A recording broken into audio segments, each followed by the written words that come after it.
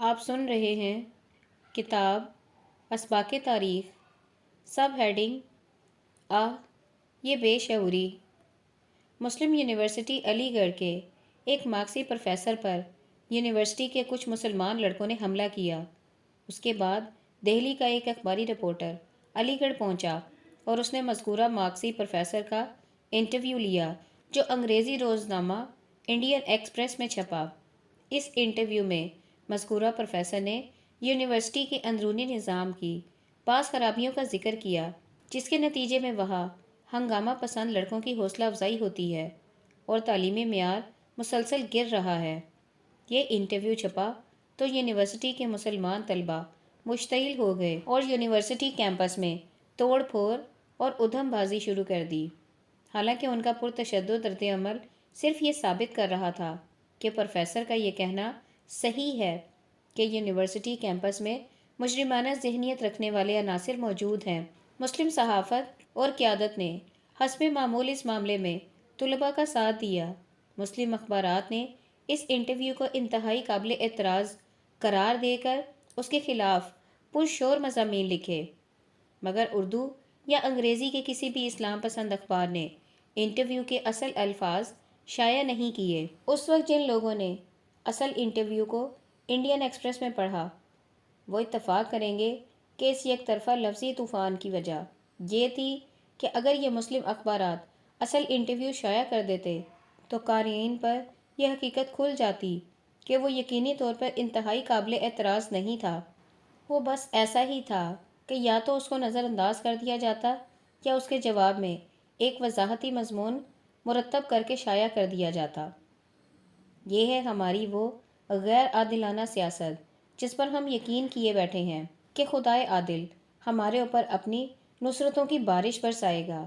اس قسم کے ہنگاموں کا فائدہ کچھ بھی نہیں، مگر ان کے نقصانات اتنے زیادہ ہیں جن کو شمار نہیں کیا جا سکتا۔ مثال کے طور پر علی گڑھ کے طلباء کے یہ ہنگامے جو اسلام کے نام پر کیے گئے، ان پر دہلی کے انگریزی روزنامہ ٹائمز آف انڈیا نے 3 قسطوں میں ایک رپورٹ شائع کی ہے۔ مسٹر جے ڈی سنگھ نے اپنی اس رپورٹ میں جو باتیں کہیں، ان میں سے چند ایک کے الفاظ یہ ہیں: ایسا کیوں ہے کہ علی گڑھ مسلم یونیورسٹی کے طلباء انتہائی معمولی باتوں کو لے کر اسلام خطرہ میں کی چیخ و پکار بلند کرنے لگتے ہیں؟ اسلام جو ماضی میں اپنے اوپر بڑے بڑے حملوں کے مقابلے میں قائم رہا، اب اتنا کمزور ہو گیا ہے کہ ایک اخبار میں کسی مارکسٹ کا محض ایک مضمون چھپ جانے سے وہ منہدم ہوتا ہوا نظر آتا ہے۔ اس سے اندازہ کیجیے کہ موجودہ زمانے میں اسلام کے علمبردار کس طرح اسلام کے نادان دوست ثابت ہوئے ہیں۔ مسلم یونیورسٹی کا یہ واقعہ ایک علامتی واقعہ ہے جس میں ان تمام سرگرمیوں کی تصویر دیکھی جا سکتی ہے جو ہمارے یہاں ملت کے نام پر جاری رہیں۔ نیز اسی مثال سے یہ بھی معلوم ہو جاتا ہے کہ ہماری ملی سرگرمیاں اپنی ساری دھوم کے باوجود اس قدر ناکام کیوں ہیں۔ نمبر 1، مسلم یونیورسٹی کا یہ ایجیٹیشن پروفیسر عرفان حبیب کے ایک انٹرویو کے نام پر شروع کیا گیا۔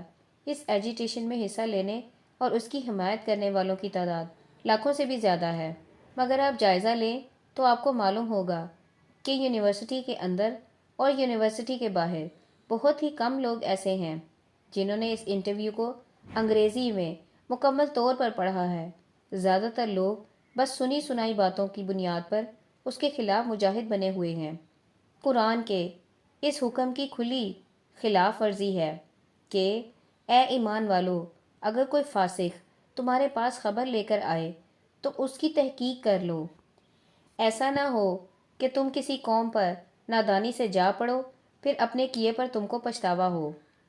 نمبر 2، پروفیسر موصوف نے جو کچھ کیا تھا وہ صرف ایک اخباری مضمون کی اشاعت تھی، مگر اس کے جواب میں جو کچھ کیا گیا وہ مار پیٹ، ہنگامہ اور توڑ پھوڑ تھا۔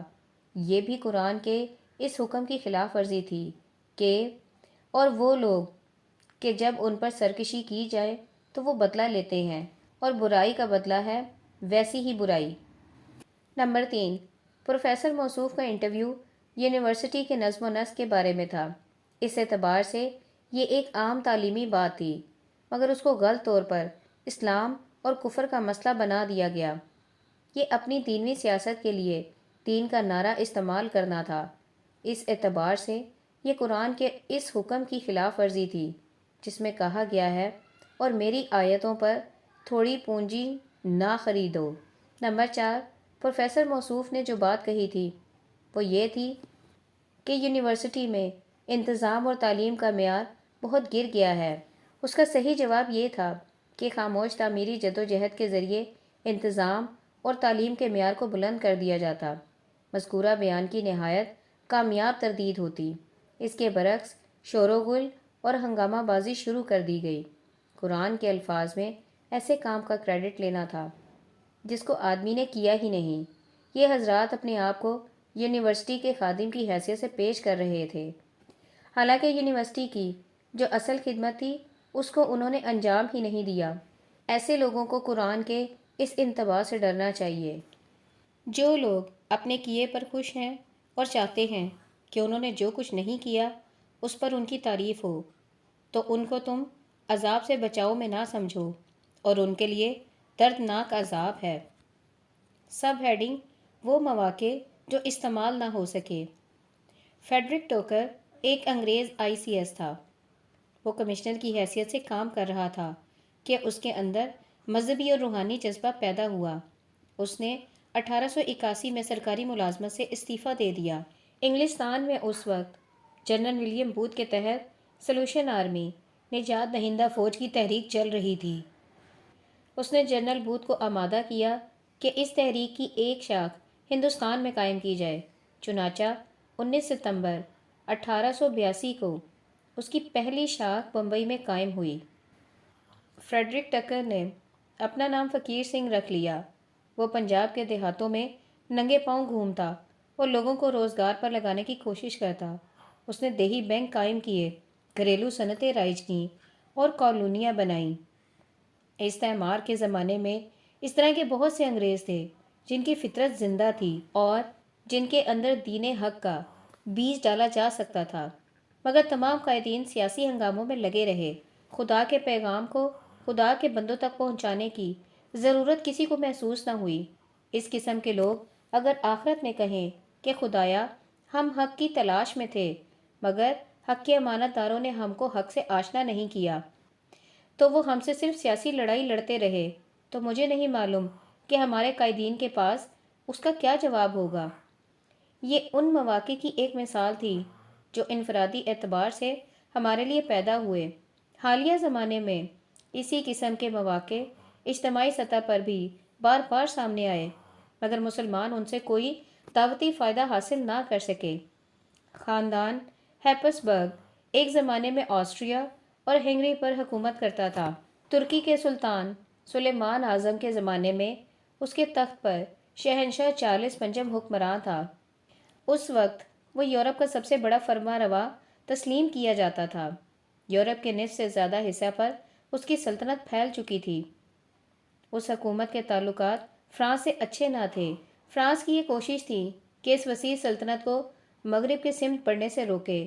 اسی طرح مشرق میں عثمانی سلطنت ہیپسبرگ حکمرانوں کے لیے صدر راہ بنی ہوئی تھی۔ فرانس نے محسوس کیا کہ وہ اور سلطنت عثمانیہ دونوں ہیپسبرگ کے مشترک حریف ہیں۔ اس نے اپنے محاذ کو مضبوط کرنے کے لیے سلطنت عثمانیہ سے تعلقات بڑھانا چاہے۔ چنانچہ فرانس کی حکومت نے 1534 میں اپنے سفیر کو قسطنطنیہ بھیج کر خود ہی اس کی طرف پہل کی۔ دونوں میں اچھے سیاسی تعلقات قائم ہو گئے۔ ایک سال بعد جب شاہ فرانس اور شاہ چارلس پنجم میں جنگ چھڑی تو فرانس نے سلطان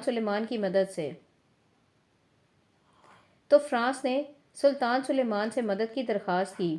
سلطان سلیمان نے اس جنگ میں نہ صرف فرانس کی فوجی مدد کی بلکہ اسے دوستی اور تجارت کا معاہدہ بھی کر لیا۔ اس معاہدے کے مطابق فرانسیسیوں کو صرف 5% محصول کے معاوضے میں تمام ترکی بندرگاہوں سے تجارت کرنے کی اجازت ملی تھی۔ فرانسیسی تاجروں کے دیوانی و فوجداری مقدمات ان کے اپنے کونسل کے سپرد کر دیے گئے۔ ان کو ترکی میں پوری مذہبی آزادی حاصل تھی اور ترکی میں واقع عیسائیوں کے مقامات مقدسہ کی نگرانی بھی ان کا حق تھا۔ اس دوستانہ معاہدہ کی وجہ سے فرانس اور ترکی کے تعلقات تقریباً 3 صدیوں تک بہت خوشگوار رہے۔ ان تعلقات سے فرانس میں بہت بڑے پیمانہ پر تبلیغ کا فائدہ حاصل کیا جا سکتا تھا، مگر اس سلسلے میں کچھ بھی نہ کیا جا سکا۔ اسی طرح ترکی اور روس قدیم زمانے میں ایک دوسرے کے روایتی حریف تھے۔ اگست 1914 میں جب یورپ کی عالمگیر جنگ چھڑی تو ایک طرف روس، برطانیہ اور فرانس تھے جن کو اتحادی طاقتیں کہا جاتا تھا، دوسری طرف جرمنی اور اٹلی وغیرہ تھے جن کو محوری طاقتیں کہا جاتا تھا۔ مصطفیٰ کمال اور بعض دوسرے لوگوں کی رائے تھی کہ ترکوں کو اس جنگ سے علیحدہ رہنا چاہیے۔ اس وقت ترکی کے اقتدار پر انور پاشا اور ان کے پرجوش ساتھیوں کا قبضہ تھا۔ انہوں نے روس اور برطانیہ کی دشمنی میں جرمنی کا ساتھ دیا۔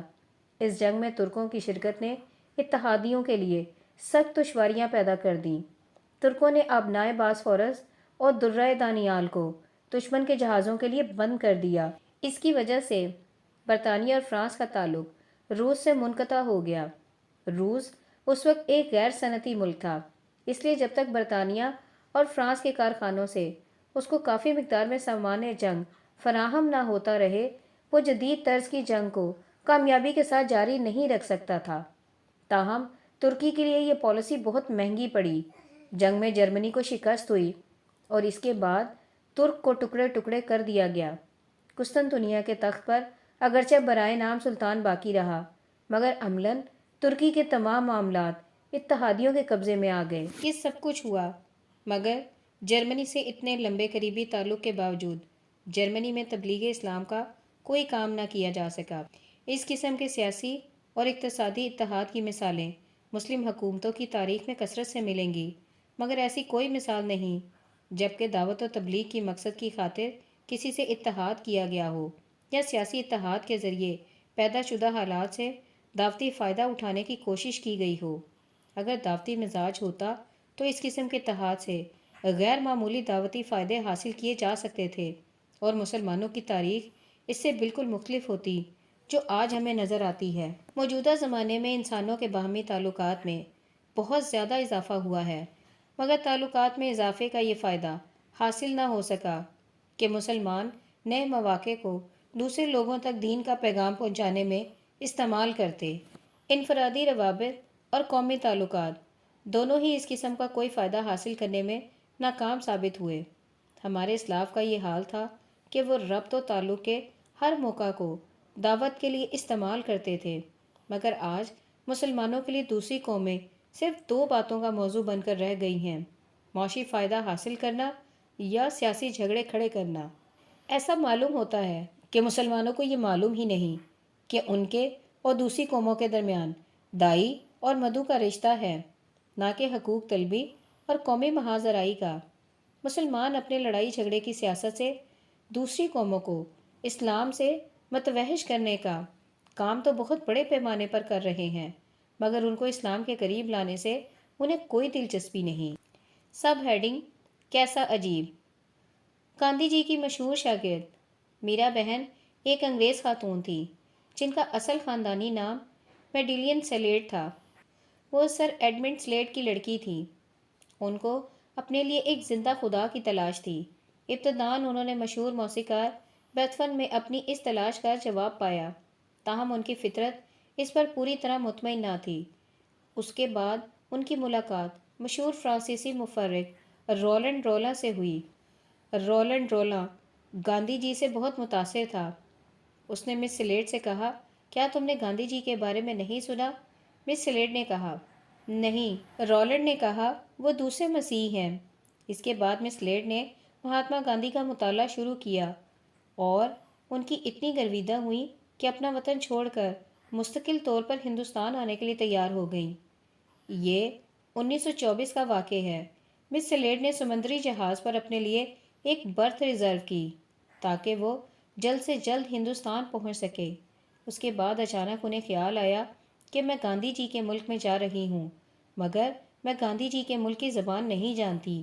انہوں نے ہندوستان کی زبان کے بارے میں معلومات لیں تو انہیں بتایا گیا کہ ہندوستان کی عام زبان اردو ہے۔ چنانچہ انہوں نے اردو زبان سیکھنے کے لیے اپنے سفر ہند کو 1 سال کے لیے ملتوی کر دیا، اور وہ اس سے پہلے انگریزی، فرانسیسی اور جرمنی زبانیں جانتی تھیں۔ انہوں نے دوبارہ محنت کر کے اردو سیکھی اور پھر 1925 میں ہندوستان آئیں۔ گیتا سرینی نے میرا بہن کے حالات لکھے ہیں۔ ٹائمز آف انڈیا 5 دسمبر 1982۔ انہوں نے مذکورہ واقعے کا ذکر کرتے ہوئے لکھا ہے، In the fall of 1924, 4 months into the training included learning Urdu and converting to vegetarianism. 1924 کی موسم خزاں کے 4 مہینے مس سلیٹ کے لیے تربیتی مہینے تھے۔